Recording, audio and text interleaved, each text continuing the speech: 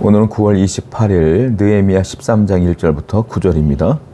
그날 모세의 책을 낭독하여 백성에게 들렸는데 그 책에 기록하기를 암몬 사람과 모압 사람은 영원히 하나님의 총회에 들어오지 못하리니. 느헤미야가 이 봉헌식에서 하나님의 말씀을 듣고 섭니다. 그 율법책을, 모세의 율법책을 낭독하는 거죠.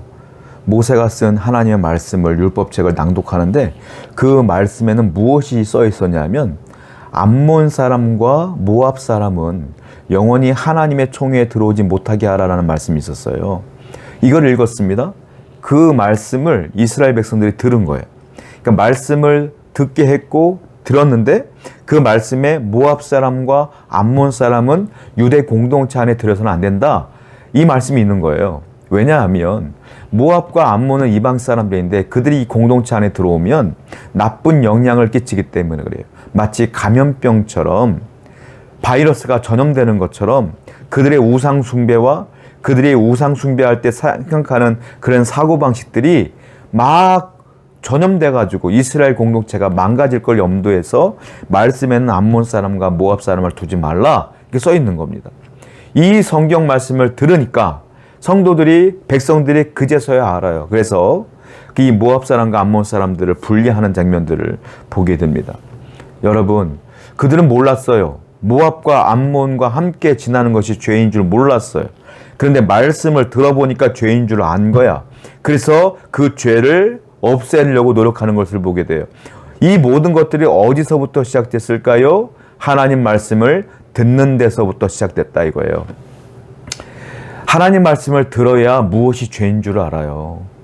하나님 말씀을 듣지 않고 읽지 않으면 죄가 무엇인 줄 모르고 내 맘대로 산다는 거예요. 그러니까 여러분들의 삶의 기준은 하나님의 말씀이 되어야 되고 그 하나님 말씀이 선포되는 그 시간을 귀히 여기며 잘 들으셔야 돼요.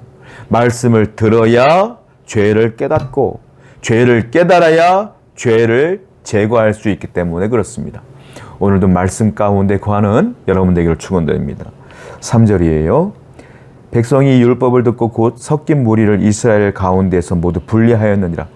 백성들이요, 이 말씀을 듣자마자 암몬 사람, 모압 사람, 그 외의 이방 사람들을요 다 분리 조치합니다. 다 그 공동체에서 떨어뜨려놔요. 전부 다. 이 사람들이 말씀을 듣자마자 그냥 그 즉시 뭐 한 겁니까? 순종한 거예요. 말씀이 그렇게 써 있으니까 순종한 거예요. 우리는 어떻게 순종합니까? 순종하는 분도 있지만 불순종할 때도 있어요. 여러분들이 하나님 말씀에 다 100% 순종하진 않잖아요. 솔직히 말씀해 봅시다. 그렇지 않습니까? 그러면 하나님 말씀을 순종할 때, 순종하지 않을 때 우리에게 어떤 문제가 생기냐면 말씀을 듣거나 말씀을 읽을 때에 항상 순종보다 뭘 하냐면 판단을 먼저 해요. 판단을 먼저 하고 그리고 선택을 해. 말씀을 지킬 것이냐 말 것이냐. 이 말씀이 내가 유익하냐 마냐. 이 말씀을 내가 지킬 수 있느냐 못 지키냐. 이런 것들을 내가 판단을 딱 해요. 그리고 지킬 수 있는 것들은 지키고 지킬 수 없는 것들은 넘어가. 어차피 못하는 거야. 넘어가. 그리고 이것을 보았을 때 내가 잘할 수 있는 것은 하고 이건 내가 좋아하는 일을 자꾸 하지 말라니까 그건 넘어가고. 여러분들 잘 생각해 보세요. 하나님 말씀을 100% 지킵니까? 아니잖아요. 하나님 말씀을 나도 모르는 사이에 판단하고 판단한 내용을 내가 선택하여 순종할 때가 많다 이거예요. 이스라엘 백성들은 판단하지 않아요. 선택하지 않아요. 그냥 순종해요. 말씀은, 하나님 말씀의 순종은 요구되는 게 하나도 없어요. 판단해봐, 선택해봐, 없어요. 말씀은 그냥 따르는 거예요. 순종이라는 것은 말씀을 듣고 판단하는 게 아니라 그냥 따르는 거예요. 그게 순종이에요. 그래서 하나님께서 기뻐하시는 거예요. 왜? 하나님의 말씀이니까 하나님께 왜요? 묻지도 않는 거예요. 순종이라는 건. 하나님이 이렇게 되면요, 이건 이렇게 될 거예요 라고 따지지도 않는 거예요. 그냥 하나님 말씀이니까, 하나님은 완벽한 분이니까, 온전한 분이니까, 사랑이 많으신 분이니까, 자비하신 분이니까 다 뜻이 있겠지 하고 따르는 거예요. 이제부터 하나님 말씀에 순종하시기 바라요. 판단이 아니라, 선택이 아니라 그냥 순종하시기 바라요. 그럴 때 하나님의 은혜가 여러분에게 충분히 넘치게 될 줄로 믿습니다. 4절이에요. 이전에 우리 하나님의 전의 방을 맡은 제사장 엘리야십이 도비아와 연락이 있었으므로 도비아를 위하여 한 큰 방을 만들었으니 그 방은 원래 소재물과 유향과 그릇과 또 레위 사람과 노래하는 자들과 문지기들에게 11조로 주는 곡물과 새 포도주와 기름과 또 제사장에게 주는 거제물을 두는 곳이라. 이전에 대제사장이었던 엘리야십이 도비아와 친분이 있었던 것 같습니다. 도비아와 계속 연락을 주고받다가 성전 한 곳에 방을 하나, 큰 방을 내어준 거예요. 성전 와서 자고 가. 내가 네 방 하나 만들어 놓을 테니까 어디다 쉬었다 가고 나랑 좀 얘기 좀 하다 가고, 이렇게 얘기했던 것 같아요. 근데 그 방이 어떤 방이냐면 유향을 놓고 제사 때 쓰는 제물, 유향, 그릇, 레위 사람들, 노래하는 사람들, 제사장에 주는 11조, 첫 열매, 이런 것들을 다 쌓아놓은 곳간이 있거든요. 근데 거기다가 그걸 다 치워 먹고 거기다 방을 하나 만들어준 거예요. 기가 막힌 일이 벌어졌어요. 하나님 말씀은 모압 사람, 암몬 사람을 공동체에 들이지 말라, 이게 말씀인데, 대제사장이라고 하는 영적인 리더 중에 리더인 이 사람이 도비아라고 하는 그 이방인을 성전에다가, 가장 중요한 성전에다가 방을 만들어줬어요. 이런 일이 벌어지더라. 여러분, 사람은 완벽하지 않습니다. 온전하지 않아요. 대제사장이라도 실수할 수 있고, 대제사장이라도 말씀을 모를 수 있고, 대제사장이라도 온전치 못할 수 있어요. 직분이 그 사람을 완전한 사람을 만들어주는 게 아니에요. 사람은, 다시 말씀드리지만, 온전한 사람이 없어요.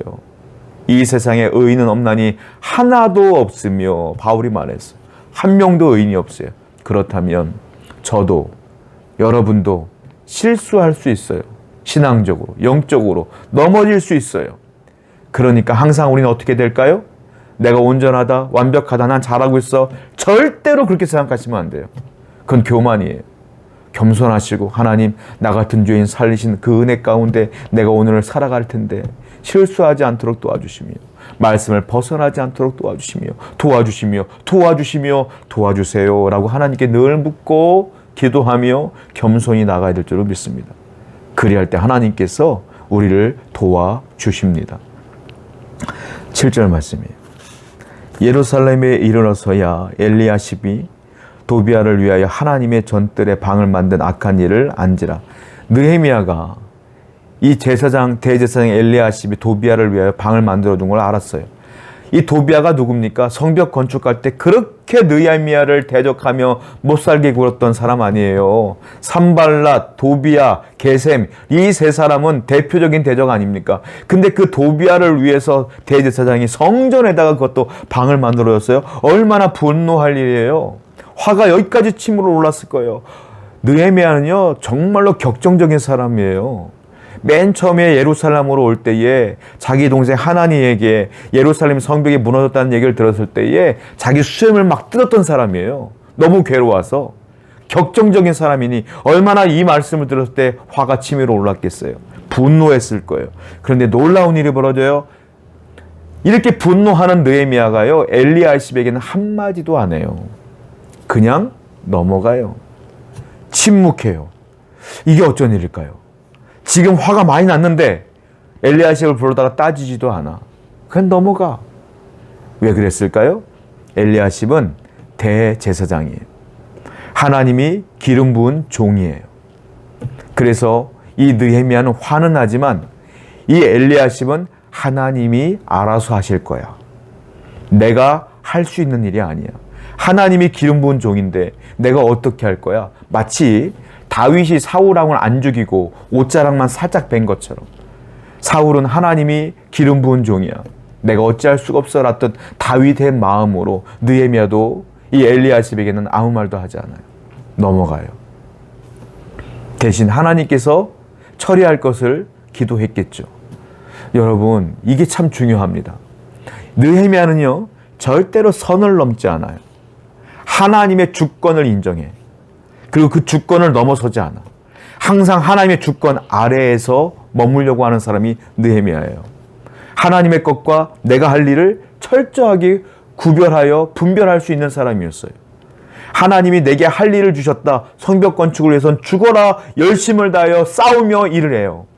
그런데 내 것이 아니오 하나님의 영역이라는 것은 절대로 건들지 않아요. 기도만 할 뿐이에요. 우리는 그래야 돼요. 하나님이 이 모든 걸 주관하신다는 걸 믿고 하나님의 주권 영역은 건들지 말아야 돼요. 내가 할 일만 열심히 다 하고 나머지는 기도하며 맡기는 여러분 되기를 축원드립니다. 8절이에요.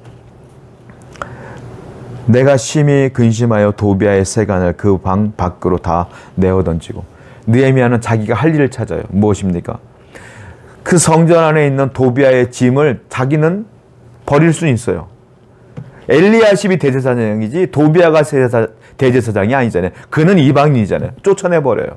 쫓아내버리고 세간살이 다 던져버리고 그 안에 없었던 하나님께 드렸던 유향 같은 거 다시 원래대로 다 집어넣는 것들을 9절까지 보면 보게 돼요.